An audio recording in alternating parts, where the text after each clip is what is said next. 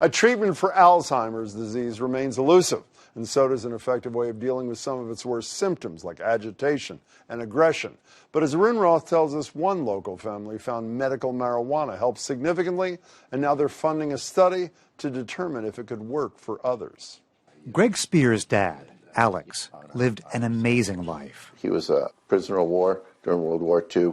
He fought for the Dutch underground army and was captured at basically 14 and a half, 15 years old, and spent 3 years in the concentration camps. He survived because he learned to be a watchmaker. He used to fix watches for the German soldiers in exchange for food and water. After the war, Alex Spear turned from the nightmare of the Holocaust to the dream of America, bringing nothing but that skill with watches to start a jewelry store, raising a family, and then making his fortune in real estate. It was a life well lived, it just didn't end well.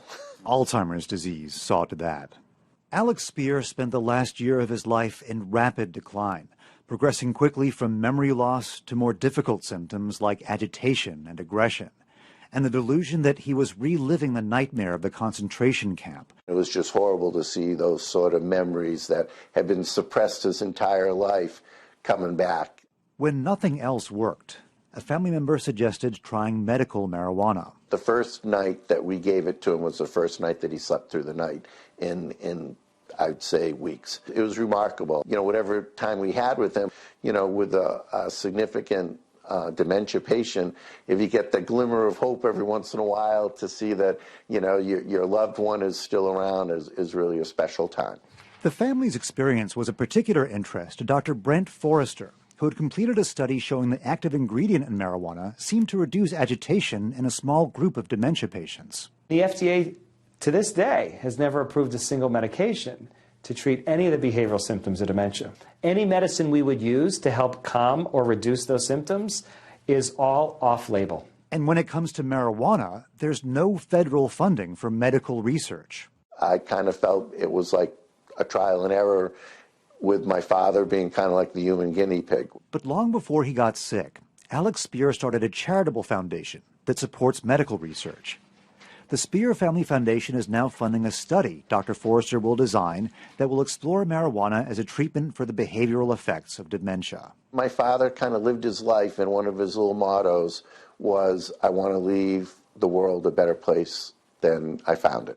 Between the Holocaust and Alzheimer's, life took a lot away from Alex Spear, but even in death, he's found a way to give a lot back. Arun joins me now. Good to see you. I assume with Alzheimer's and dementia, like every direction you look, there's a huge amount of interest in new therapies, particularly marijuana, yes? Yeah, and people are desperate for something that will help with these behavioral effects. So speaking of desperate, do we have to wait for studies? We have a debate with our medical ethicists on the radio. These people are in serious condition. Why not just do it if a doctor and a family want it to be done? Well, I'm surprised to hear doctors like Dr. Forrester saying that when their patients talk to them, ask them, they're desperate, should we try this? He doesn't say, don't try it. He says, if you try it, let me know how it works. They are desperate for real research so doctors can know like how to prescribe what amount, you know, what does it have interact with in a bad way. But for families that are desperate? Well, but a bad reaction may not be any worse than what we just saw there a couple of minutes ago. Speaking of research, I'm so appalled about the federal government taking a walk on this. Is serious research happening beyond just the Spear Family Foundation? Very little, because there's no federal money to back it. So without private money, studies like this would not happen. Well, thank goodness for his private money. Good to see you. Thank you so much. Thank you.